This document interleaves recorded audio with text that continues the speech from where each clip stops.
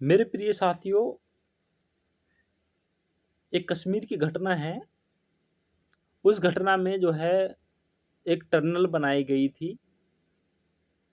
जिस कंपनी ने टनल बनाई थी, उसको ब्लैक लिस्ट कर दिया गया है। तो चर्चा क्या है इसमें, देख सकते हैं कि जो क्या घटना रही है। तो कश्मीर में जोड़जिला एक टनल थी, जो बनाने वाली कंपनी ब्लैक लिस्ट NHAI ने इसलिए की कार्रवाई। तो जो NHAI एक भारतीय संस्था है, और जो टनल बनाई थी वो एक प्राइवेट कंपनी थी। तो अभी ये टनल है, आप देख सकते हैं, और इसी की हम चर्चा कर रहे हैं। मेघा एक इंजीनियर एक एंड इंफ्रास्ट्रक्चर लिमिटेड एक बार फिर से चर्चा में है। ये कंपनी है, और चर्चा की वजह जो इस कंपनी पर NHAI की कार्रवाई की है। यह कंपनी पिछले साल चुनावी बॉन्ड के जरिए राजनीतिक दलों को चंदा देने के लिए चर्चित हुई थी। यह कंपनी कश्मीर में जोड़जिला टनल बना रही थी। अब घटना क्या हुई? तो इसमें जो जोड़जिला टनल थी कश्मीर में, उस टनल की देखरेख करने के लिए इस कंपनी का जो है सौंपा गया था कि एक टाइम पीरियड होता है कि आप टनल बनाएं, और इस टनल को इतने साल तक आप देख रेख में रहेंगे। जो टूटेगी फूटेगी, जो भी रिपेयरिंग होगी, वो आप ही को देखना होगा। इसी बारे में जो है चर्चा है। तो कश्मीर में इन दिनों जोड़जिला टनल बनाने का काम चल रहा है। यह काफी चुनौतीपूर्ण कार्य माना जाता है। इस सुरंग को बनाने वाली कंपनी नाम mega engineering and infrastructure limited, MEIL, ये शॉर्ट फॉर्म है। हैदराबाद मुख्यालय वाली इसी कंपनी को भारतीय राष्ट्रीय राजमार्ग प्राधिकरण NHAI ब्लैकलिस्ट कर दिया है। जी हाँ, NHAI ने मेगा इंजीनियरिंग एंड इंफ्रास्ट्रक्चर एक साल के लिए टेंडर प्रक्रिया में भाग देने से ही रोक दिया। इसका मतलब यह है कि MEIL अब एक साल तक NHAI के किसी भी नए प्रोजेक्ट के लिए बोली नहीं लगा पाएगी। ये जो है भारतीय गवर्नमेंट, जो NHAI संस्था है, उसने इसको ब्लैक लिस्ट कर दिया और ये कंडीशन लगा दी।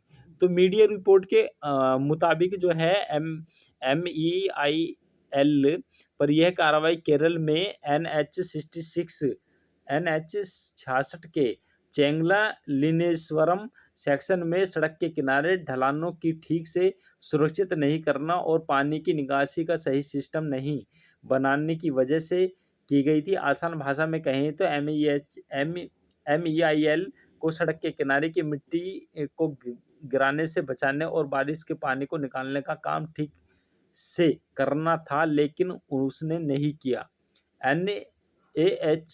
NHAI ने MEIL को एक नोटिस भेजा। इसमें पूछा गया कि उन्हें एक साल के लिए क्यों ने बैन कर दिया जाए, साथ ही उन पर 9 करोड़ रुपए का जुर्माना भी लगाया जा सकता है।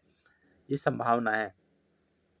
तो कंपनी को मिला था यह काम। तो कंपनी को मिला कैसे था ये? MEIL को NH66 के 77 किलोमीटर लंबे चेंगला नीलेश्वरम थालिमप्रम्बा तक के हिस्से को चौड़ा करने का काम मिला था। यह project hybrid annuity model HAM के तहत किया जा रहा था। HAM का मतलब है कि कंपनी को सड़क बनाने के साथ साथ 15 साल तक उसकी देखभाल भी करनी होगी।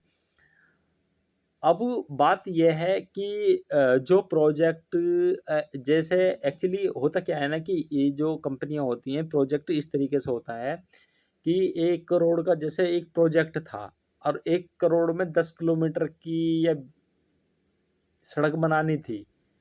तो मतलब ये होता है कि जो लागत आई 10 किलोमीटर में, 1 करोड़ रुपया जो खर्च हुआ 10 किलोमीटर में, वो तो ठीक है।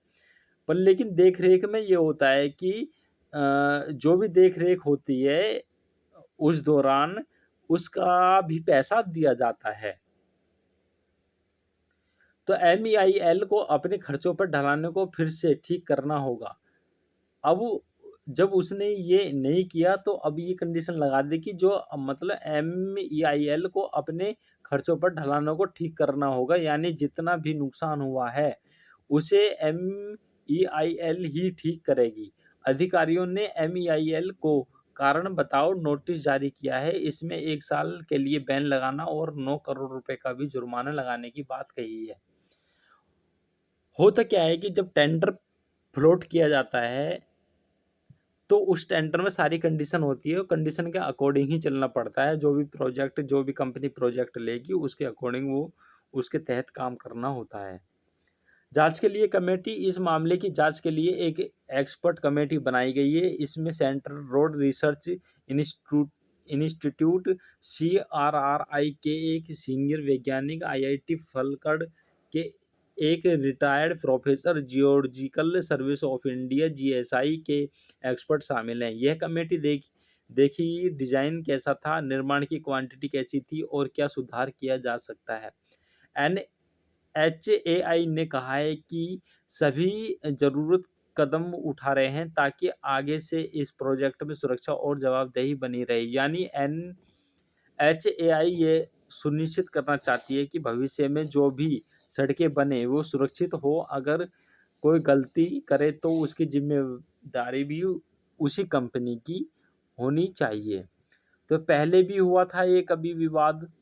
मई के महीने में महाराष्ट्र में मुंबई महानगर क्षेत्रीय विकास प्राधिकरण MMRDA ने 14,000 करोड़ रुपए के 2 बड़े इंफ्रास्ट्रक्चर प्रोजेक्ट के टेंडर रद्द कर दिए थे। ऐसा सुप्रीम कोर्ट के दखल के बाद हुआ था। इन प्रोजेक्ट के ठेकेदार मेगा इंजीनियर को दिया गया था, जिसमें काफ़ी विवाद हुआ था। L&T नाम की एक कंपनी ने MMRDA के खिलाफ सुप्रीम कोर्ट में केस किया था। L&T का कहना है कि मुंबई के कोस्टल रोड प्रोजेक्ट के 2 जरूरी प्रोजेक्ट के लिए उनकी बोली को गलत तरीके से रिजेक्ट कर दिया गया था। इस दौरान जो है प्रोजेक्ट में गेमुख और फाउंटेन होटल जंक्शन के बीच एक रोड टनल और ठाणे घोड़बंदर कॉरिडोर पर एक एलिवेटेड रोड बनना था। लेकिन टनल रोड प्रोजेक्ट के लिए जुलाई 2024 में L&T, MEIL और 3 अन्य कंपनियों ने बोली लगाई, यानी कि 3 कंपनियों ने एक साथ मिलकर बोली लगाई। तो L&T की बोली को टेक्निकल जांच के दौरान ही रिजेक्ट कर दिया था। इसके बाद L&T ने बॉम्बे हाई कोर्ट में फिर से विचार करने की अर्जी दी, लेकिन 20 मई 2025 को उसे खारिज कर दिया गया था। MMRD ने MEIL को सफल बोली लगाने वाली घोषित कर दिया था।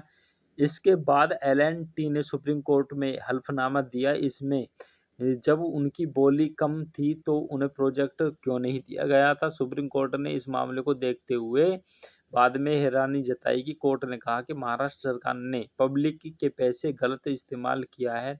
कोर्ट ने यह भी पूछा कि ज़्यादा बोली लगाने वाली कंपनी ठेका क्यों दिया जाएगा।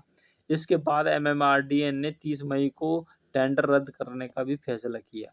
तो चुनावी ब्रांड के चर्चा के लिए रही कंपनी साल 2024 में मेगा इंजीनियरिंग कंपनी लिमिटेड को चुनावी बॉन्ड के जरिए राजनीतिक पार्टियों को चंदा देने वाली बड़ी कंपनियों के तौर पर पहचाना गया था। इलेक्शन कमीशन ऑफ इंडिया के डेटा के मुताबिक मेगा इंजीनियर ने भारतीय जनता पार्टी BJP को लगभग 7% चंदा दिया, जो कुल 966 करोड़ रुपए था।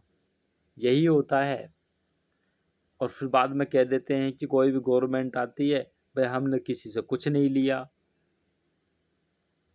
और गरीब लोग पिस रहे हैं, मर रहे हैं, नौकरी नहीं मिल रही।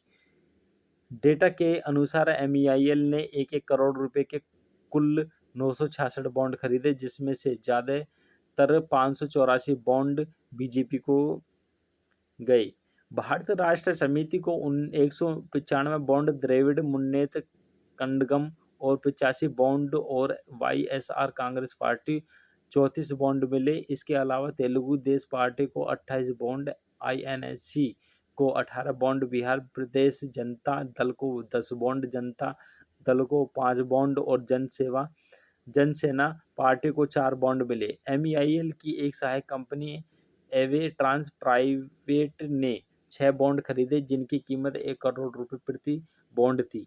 ये सभी बॉन्ड भारतीय राष्ट्र समिति को दिए गए।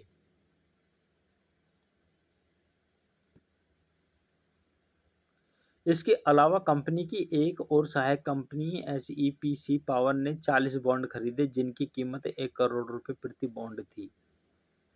तो मेरे प्रिय साथियों, ये जो है न्यूज़ थी टनल की, और हमारे इस चैनल को सब्सक्राइब और शेयर ज़रूर करना, जो सभी साथियों को पहुंच सके।